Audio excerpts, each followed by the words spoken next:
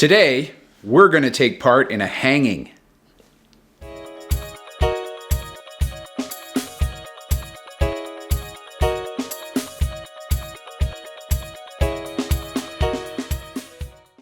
Don't worry, no one's going to get hurt today. We're actually taking part in rehanging Diana's wall at the gallery. This is something that happens every month, and it gave us the idea, maybe we can tell you the story of how a painting starts as a picture, starts as an adventure, and ends up on the wall of the gallery. Should be interesting. So today I'm going to, like he said, change my wall. But this time, in the past few months, I've been putting all the abstracts up. This time I'm thinking a little fun, whimsical, have a little girls, and see how that works. But not actual little girls. Oh, no. Cartoonish. I don't even know what they're called. Fascinators and stunners and things like that. All right. Well, I suggest that as the day is marching on, Yeah. we get everything into the truck, get down to the gallery, and get busy. What do you think? Busy, busy. That's what we are. All right, pitter patter. Let's get at her. Let's get at her.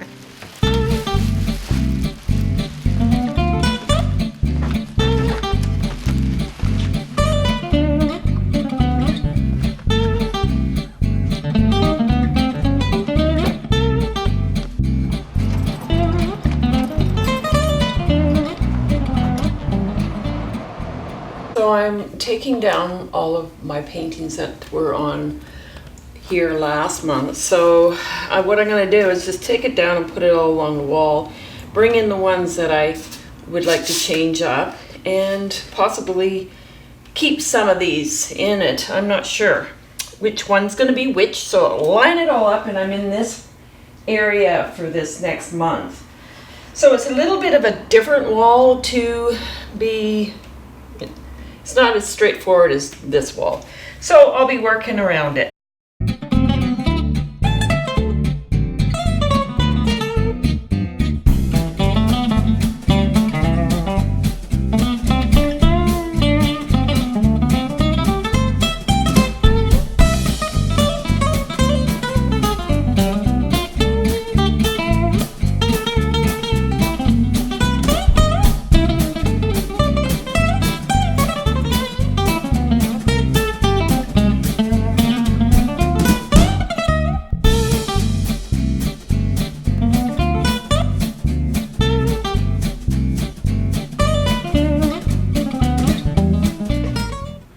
Okay, so you've got a big pile of paintings now off your wall and onto the floor, and we've brought a whole bunch of paintings from home.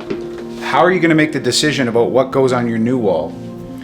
So I know for sure I want to put the quail ICU up in top of this section here, the door, because it's perfect size for up there. Plus the customers, when they come through that front door, will be seeing it right away. This wall here, I've brought all my fascinators and stunners, and I have a little shelf here. So I thought of having the big ones on the wall, and then I'll just show you the cards. I have a whole lot of cards on them, on what they can do. That gives them an idea that actually you can frame these little prints. So I'll have the originals plus the little prints, and I'll have on the shelf the cards, little 4-packs for $16, $16.50 actually. And so that's easy for them to see. And I also brought this one here I definitely want in, because again we made cards for it. And a lot of people commented on this last Saturday that they really, really liked it. Yeah, so I'm gonna go and try to get all this in here. So, should be fun. So that's very interesting, Diana. You've got a lot of things to consider when you're thinking about which paintings to put on the wall. A couple of them that you're going to be putting in definitely, though, have interesting stories behind them. And this goes to the thing we've done before in some of our videos where we take a photo when we're out on one of our adventures then it becomes a painting, then it comes into the gallery. And there's a couple of examples here today. What do we have behind us here that's going to go in there, and what are the stories behind them? This came from a photo. We were in France and we were taking a little hike around, just looking around. So I love textures. So here, you might not see on here, there's stucco on the barn, more realistic, just a free flowing field near the barn and it was in France. This was, we were biking on the KVR and we stopped for a little, I think it was an apple break. And this little guy was up in the tree and Paul took a picture of it in the tree and I thought it was so cute. So I painted the quail and it's called I See You. Yeah, that was an interesting one, this quail, because normally when you run into quail, they're very shy and they run away. They have the little legs that go so fast and they run away. But this guy was unlike a lot of quail. He just sat in his tree quietly and I took picture after picture. I walked up on him. I took a safety picture where you take from a distance in case you don't get any other pictures. And then I just walked closer and closer and closer, taking pictures as I went. And the little quail didn't move until I was probably, I don't know, I wasn't very far away at all, 4 feet, something like that. And then he finally realized, oh wait, there's a person, I better go. They see me. And that's why Diana called it, I See You. Because at first I guess we weren't sure that he really did see us, but it's interesting, I think, to have a story behind the painting. Makes it a little bit more real. Yeah. Let's hang. Okay.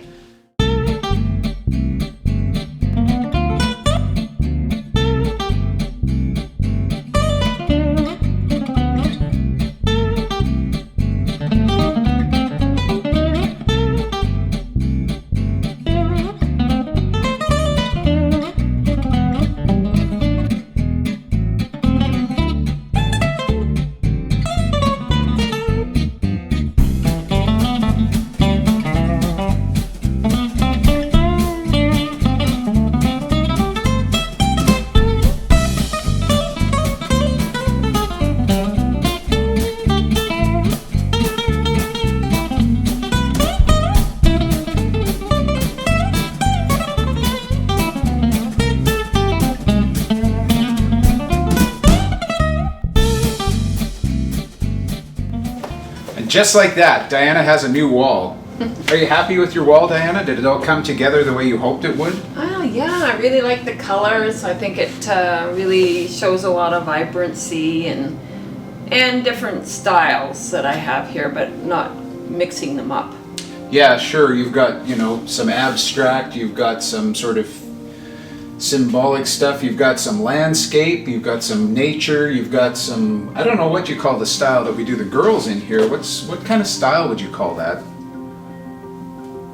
I don't know. They're just so fun to do. I love the colors and I concentrate on more of like the fascinator hats than the actual faces of everybody, but I give them all a personality.